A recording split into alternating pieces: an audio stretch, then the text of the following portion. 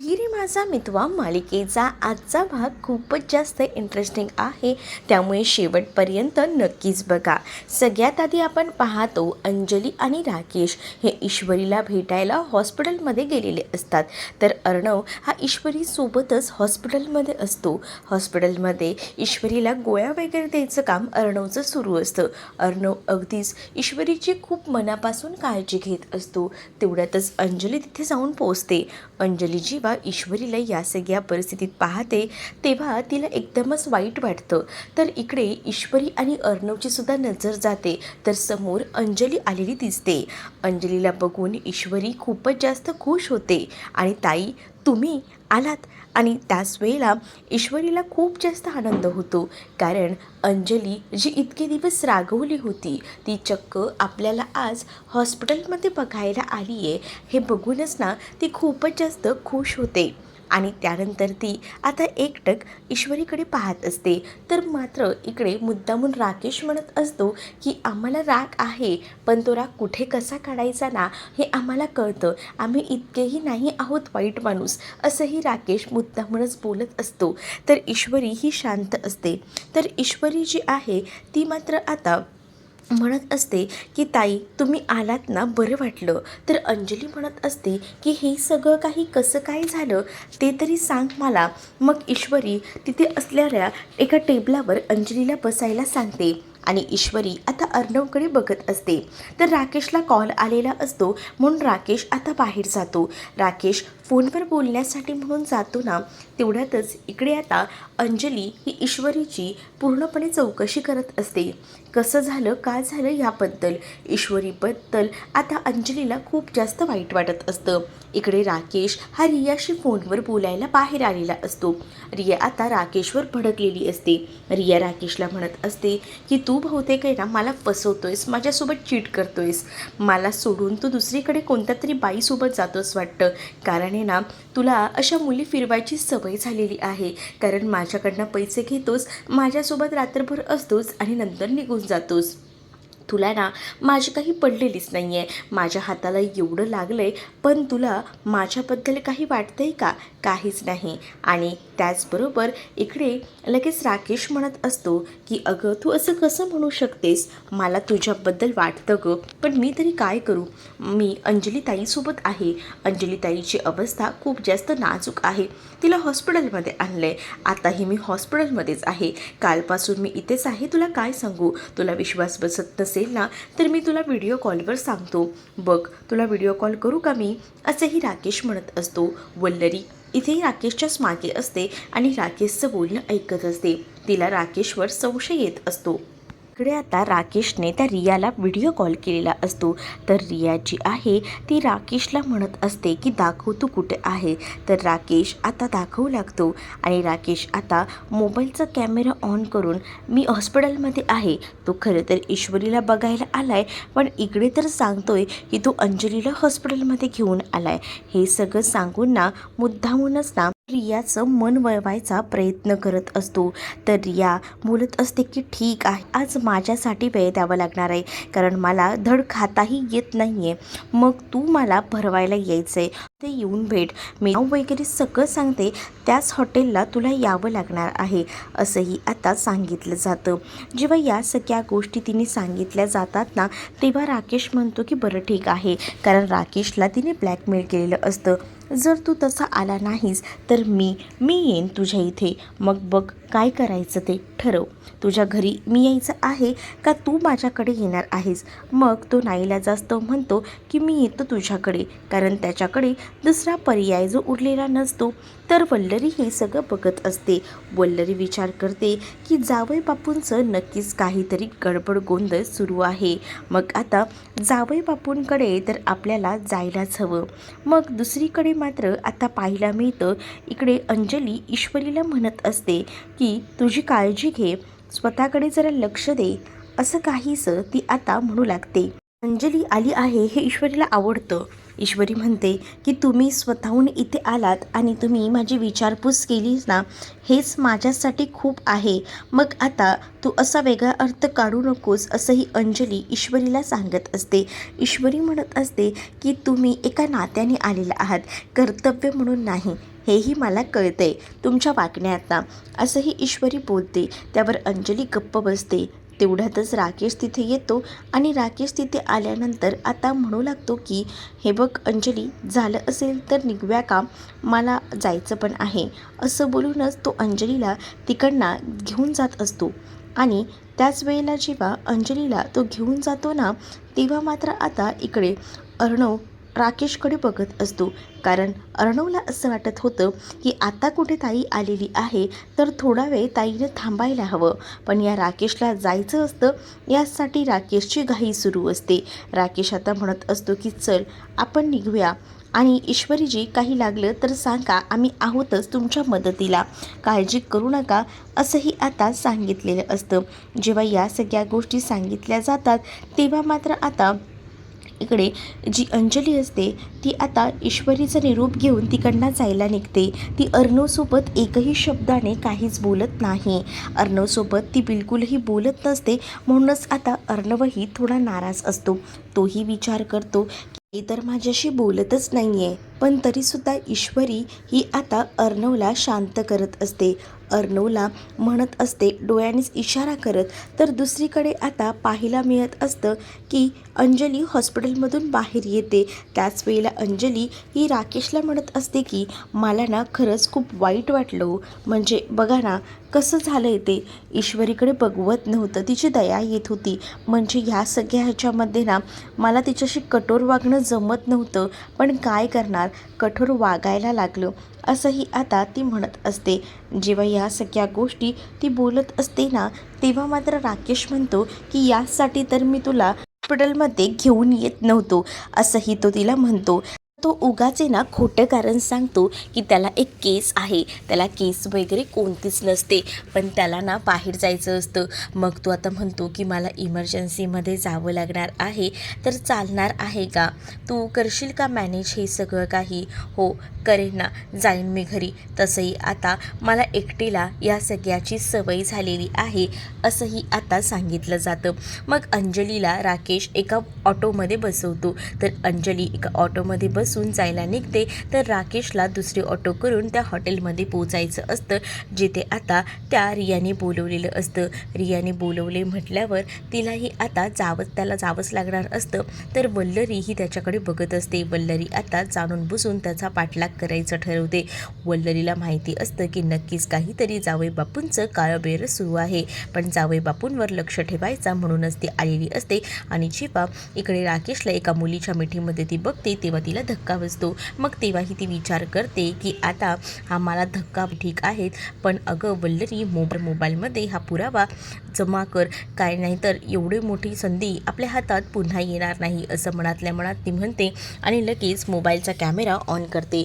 मोबाईलचा camera on करून लगेचच त्यामध्ये या सगळ्याचा व्हिडिओ रेकॉर्ड करते. जेव्हा आता ती व्हिडिओ रेकॉर्ड करते ना, तेव्हा कुठे जाऊन तिच्या आता मनामध्ये शांतता येते. पण तिला आता कळत नसतं की हे काय चाललंय. म्हणजे अंजलीला आमच्या फसवलं जात आहे, जावई बापू चीट करत आहेत.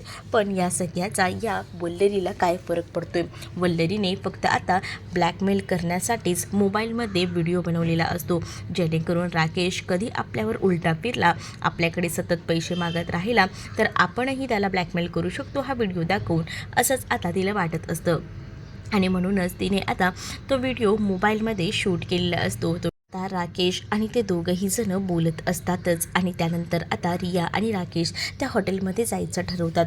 त्या हॉटेल्समध्ये रूमही असतात. खरंतर त्या दोघांनाही त्या हॉटेल्समध्ये एन्जॉय करायचं असतं, म्हणूनच रियाने आता त्याला बोलवलेलं असतं. हा निर्लज्जसुद्धा आपल्या बायकोला सोडून तिच्यासोबत रंगीन रात्र एन्जॉय करायला हॉटेलमध्ये गेलेला असतो, तिला अंजलीला फसवूनच. तर इकडे वल्लरी जी आहे ती विचार करते की जावई बापू तर मोठा गेम करत आहेत आणि इथे तर सभ्यतेचा अवतार दाखवतात. पर्पल रेसिडेन्सी या हॉटेलमध्ये आता ते दोघंही जण आलेली असतात. तर तिथे असणाऱ्या काउंटरवर वल्लरी जाऊन इन्फॉर्मेशन काढायचा प्रयत्न करत असते. वल्लरी म्हणत असते की हे 2 कपल्स आलेले आहेत ते नेमकं कोण आहे, तुम्हाला यांच्याबद्दल काही माहिती आहे का, असंही विचारलं जातं. आता त्या काउंटरवर बसलेल्या माणसाला सगळ्या गोष्टींची माहिती असते, पण तो मुद्दामूनच ना खोटं बोलत असतो. मग वल्लरी त्यांच्यासमोर पैसे ठेवते. त्याला पैसे दिल्याबरोबर आता तो बरोबर बोलायला लागतो.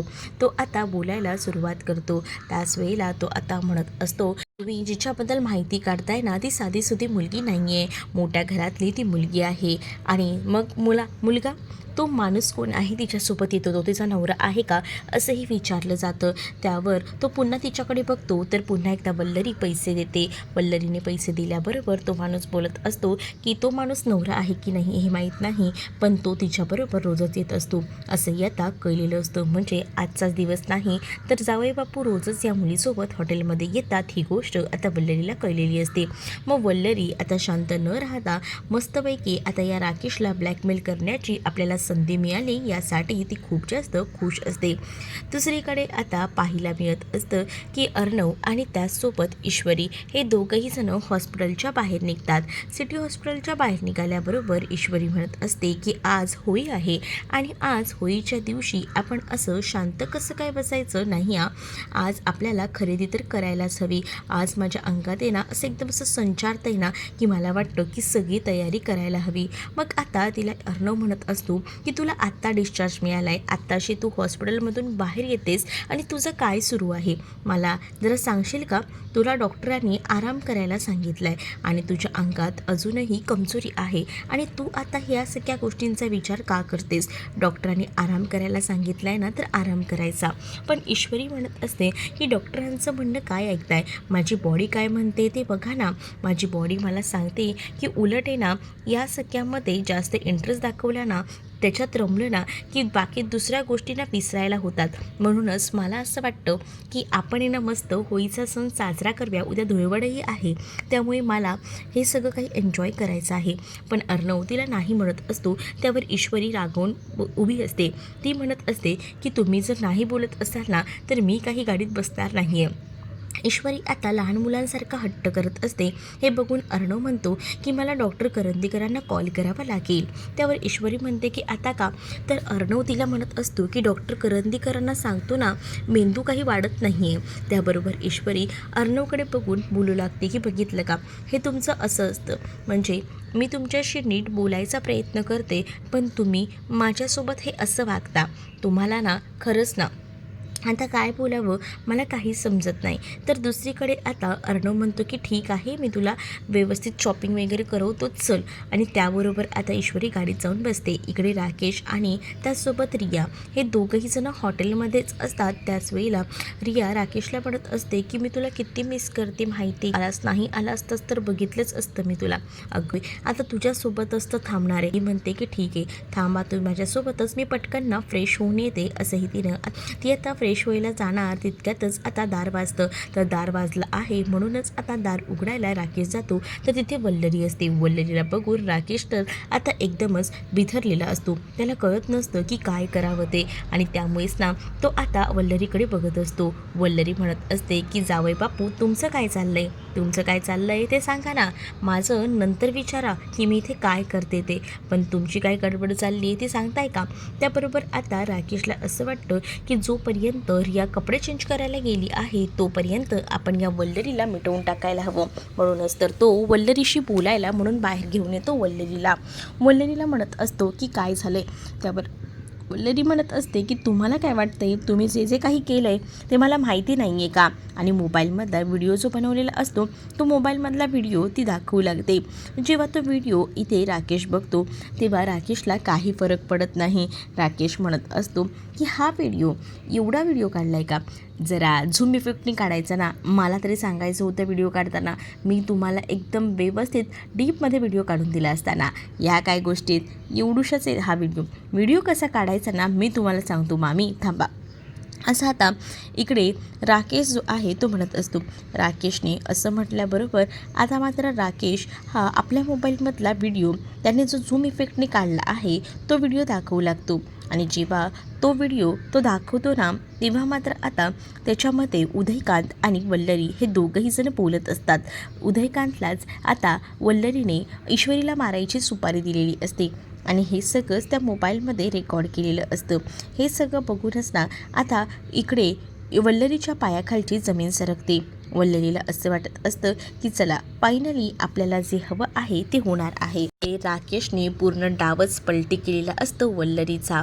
हाच एकच व्हिडिओ नाही तर राकेशने वल्लरीचा अजून एक व्हिडिओ बनवलेला असतो, जो म्हणजे हॉस्पिटलमध्ये जेव्हा ती ईश्वरीच्या जीवावर उठली होती ना, इंजेक्शन देत होती, तो व्हिडिओसुद्धा तिने बनवलेला असतो. आणि तो व्हिडिओ बघूनच ना आता मात्र वल्लरीच्या पायाखालची जमीन सरकते. वल्लरीने तो व्हिडिओ खरं तर ना राकेशला आपल्या बाजूने करण्यासाठी केला होता, राकेशला ब्लॅकमेल करण्यासाठी केला होता. पण राकेशकडेही एवढा भारी व्हिडिओ बघूनच ना आता वल्लरीचं डोकं सटकलेलं असतं.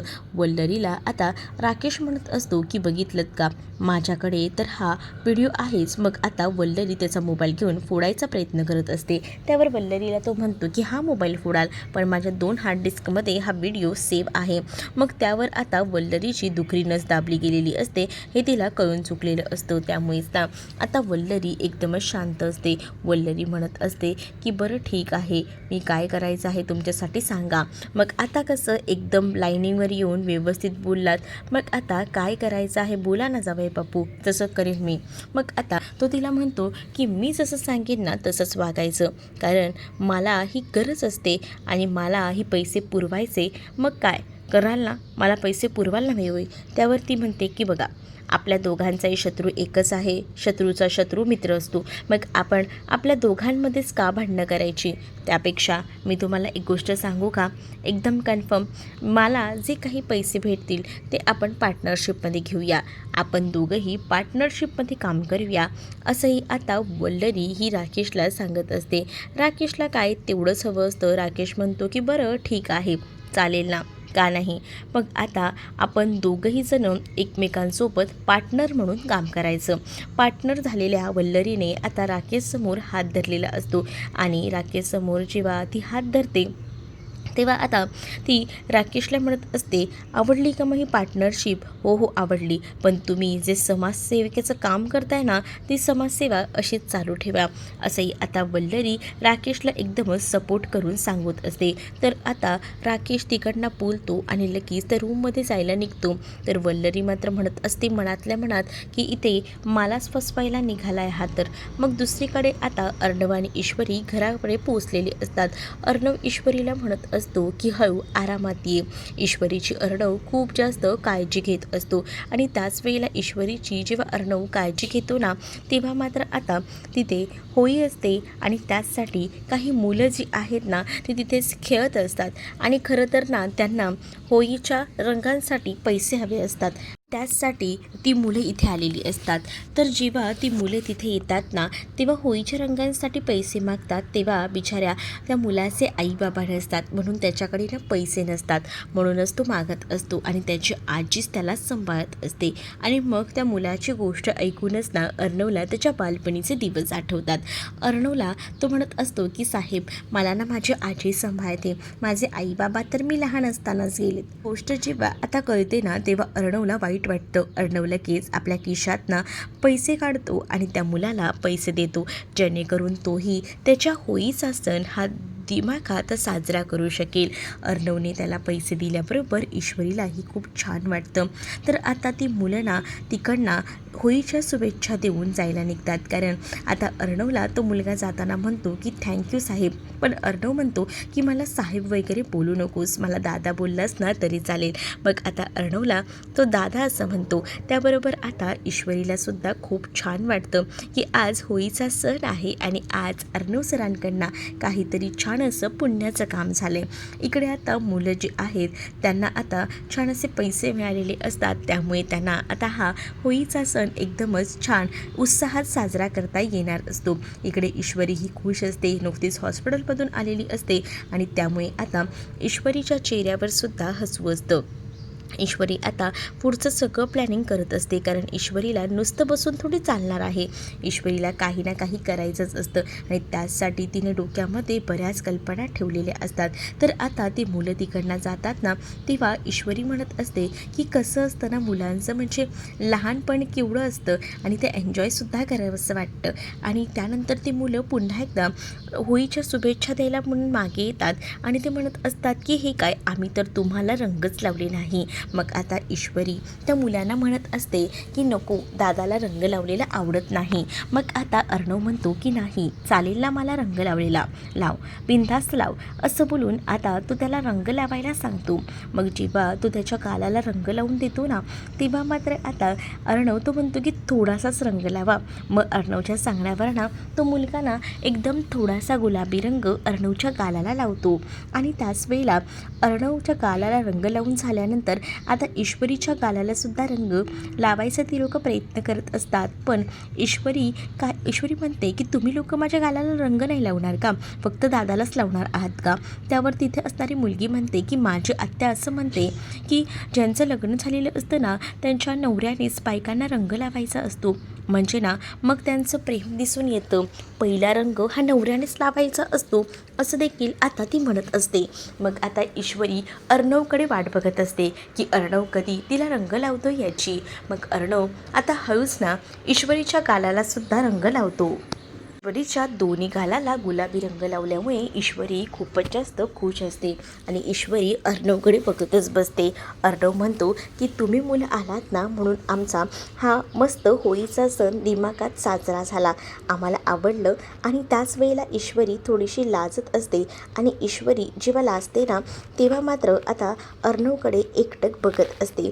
अर्णवही खूप जास्त खुश असतो. अर्णव जेव्हा आता ईश्वरीला घरी घेऊन जातो, तेव्हा समोर सगळीजणं उभे असतात आणि तेव्हाच ना अर्णव ईश्वरीला म्हणत असतो की 1 मिनटं थांब. कारण अर्णव आणि ईश्वरी दारातच उभी असताना वल्लरी ही औक्षणाचं ताट घेऊन तिथे हजर असते. वल्लरीला आता ह्यांचं औक्षण करायचं असतं. मामा या दोघांनाही बघतो आणि दोघांनाही बघून तो आता म्हणू लागतो की हे काय, म्हणजे तुम्ही दोघंही जण आधीच मस्त होळी खेळून आलात आणि बहिणी तुझ्या गालाला रंग कुणी लावलाय, त्या मुलाने लावलाय का अर्णवने, तर ह्यानेच लावलाय, असं ईश्वरी बोलते. त्याबरोबर दोघंही जण म्हणजेच मामा आणि आकाश हे आता अर्णव ईश्वरीची मजा घेत असतात. तर मामी आता म्हणत असतात की चला रंग उधळून आलाच आहात तर या आतमध्ये या, आपण तुमचं स्वागत करूया. आणि असं बोलूनच आता वल्लरी त्या दोघांचंही औक्षण वगैरे करते. दोघांनाही आता ती आतमध्ये घेते. इथे ईश्वरीचं औक्षण करून झाल्यानंतर ती मनातच म्हणत असते की या प्रसंगातून तू वाचली आहेस, पण पुढे नाही वाचणार ग. आता कशी तरी वाचलीस आणि ह्या घरात आलीस, पण तुझा कसा काटा काढायचा ना, हे सुद्धा मला चांगलंच माहिती आहे, असंही ती आता म्हणत असते. हे सगळं काही एकदम खुन्शी चेहरा करून ती बोलत असते, कारण तिला ना आता खूपच जास्त राग आलेला असतो आणि तिला या सगळ्याचा बदला घ्यायचा असतो आणि त्यासाठी तिचं सुरू असतं. ईश्वरीला जेव्हा अर्णव घरी घेऊन येतो, तेव्हा हळूच तिला चक्कर येऊ लागते, कारण अजूनही तिच्या अंगात तेवढा त्राण उरलेला नसतो. मग आता जा, आरामाची गरज आहे ईश्वरी तुला, असंही आजी ईश्वरीला सांगू लागतात. मग ईश्वरी म्हणत असते की हो आजी. मग त्यानंतर आता अर्णव हा ईश्वरीला म्हणत असतो की चल, आणि सगळ्यांसमोरच आता अर्णव ना ईश्वरीला उचलून घेऊ लागतो. त्यावर ईश्वरी अर्णवकडे बघतच राहते आणि अर्णवला म्हणत असते की हे काय आहे, अहो थांबा ना. पण अर्णव आता कोणाकडे न बघता, कोणासोबतही न लाजता डायरेक्टली तो ईश्वरीला आता उचलूनच घेऊन जातो. ईश्वरीला जेव्हा तो आता उचलून घेऊन जातो ना, तेव्हा ईश्वरी एकटक अर्णवकडे बघत असते. दोघंही जण आता रूमकडे जायला निघतात. अर्णवने ईश्वरीला उचलून घेतलेलं असतं, त्यामुळे ईश्वरी एकदम लालबुंद अशी झालेली असते. तर दुसरीकडे मामा बोलतो की बघितलं का, बायको अशी बारीक असली ना की नवऱ्यालासुद्धा उचलायला बरं पडतं. त्यावर वल्लरी म्हणते की तसा नवराही बॉडी बिल्डर लागतो अर्णवसारखा, अर्णवकडे कशी बॉडी आहे ना, म्हणून त्याने बायकोला उचलून घेतले. आता दोघंही जण एकमेकांना टोमणे मारत असतात. तर आकाश मात्र म्हणत असतो की काय चाललंय काय तुमच्या दोघांचं, अरे अरे पुरे करा. आणि त्यानंतर मुद्दामून इथे मामी आणि त्याचसोबत मामामध्ये जी काही आता लागलेली असते ती बघूनच ना इकडे मात्र हसू येत असतं. दुसरीकडे ईश्वरी आणि अर्णव हे दोघंही जण रूममध्ये आलेले असतात. ईश्वरी आणि अर्णव जेव्हा रूममध्ये येतात ना, तेव्हा आता अर्णव ईश्वरीला खाली ठेवतो. अर्णव जेव्हा ईश्वरीला खाली ठेवतो ना, तेव्हा मात्र ईश्वरी ती रूम बघून खूपच जास्त खुश झालेली असते आणि ती म्हणत असते की किती छान रूम सजवली आहे, वेलकम बॅक वगैरे सगळं काही. आणि मग हे सगळं बघूनच ना ईश्वरी खुश झालेली असते. ईश्वरीला हे सगळं खूप आवडलेलं असतं. तर अर्णव म्हणत असतो की ये, पुन्हा एकदा तुझं आपल्या खोलीमध्ये स्वागत आहे. आणि असं बोलून तिला फुलांच्या पायघड्यावरनं चालतच तो तिला नेतो. सोबतच त्याने तिचा हातही धरलेला असतो. सोबत तिला हात धरून तो जेव्हा तिला घेऊन जातो ना, तेव्हा मात्र आता इकडे अर्णव हळूहळू का होईना तिला आता पुढे घेऊन जातो. अर्णव जेव्हा घेऊन जातो तेव्हा ईश्वरी तिथे असलेल्या बेडवर बसते. ईश्वरी बेडवर बसल्यानंतर ईश्वरी अर्णवला म्हणते की खूपच सुंदर डेकोरेशन केलं आहे, कोणी केलं आहे हे? त्यावर अर्णव म्हणतो ॲपमधून माणसं मागवली होती त्यांनीच केलं आहे. अर्णव मुद्दामून ईश्वरीला असं बोलतो. त्यावर ईश्वरी म्हणते की अच्छा असं आहे का, त्या ॲपमधल्या माणसांनी केलं आहे का? पण मला त्यांचा जरा नंबर देता का, मी त्यांच्याशी बोलून घेते. कारण एकदमच ना भारी डेकोरेशन केले, म्हणजे आपल्या मनालाही पटेल असं. एवढं भारी डेकोरेशन ना मी कधीच पाहिलं नव्हतं, एकदमच मस्त असं बोलून ना ती आता कौतुक करत असते. कसं समोरच्या व्यक्तीच्या अगदी मनाला भिडणारं हे डेकोरेशन केलं आहे, त्यामुळे मला असं वाटतं की एखाद्या जवळच्या व्यक्तीनेच हे केलेलं आहे. त्यावर मात्र आता अर्णव जो आहे तो ईश्वरीकडे हसत असतो आणि बघत असतो. तो म्हणत असतो की हो, हे डेकोरेशन मीच केले.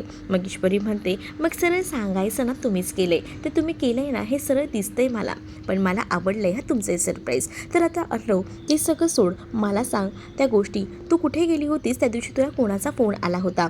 त्यावर ईश्वरी आता अर्णवला सांगते की मला त्या दिवशी पत्रकार श्रीकांत धुमाळ यांचा फोन आला होता आणि त्यांनीच मला बोलवलं होतं.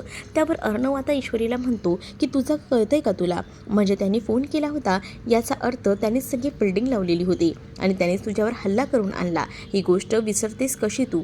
त्यावर ईश्वरी अर्णवला म्हणत असते की हो मला कळतंय. मग अर्णव मात्र या सगळ्याचा विचार करतो. पुढील भागामध्ये आपल्याला पाहायला मिळत असतं की आता ग्रहण आहे. आता त्यामुळेच आजी ही मामासोबत बोलत असते, उद्या ग्रहण लागणार आहे, तर मग आपल्यासोबत जर अंजली असेल तर बरं झालं असतं, तिची आपण काळजी घेतली असती. गरोदर बायकांची, लहान मुलांची या काळात काळजी घेतली जाते, पण अंजलीची काळजी घ्यायला तिथे कोण आहे?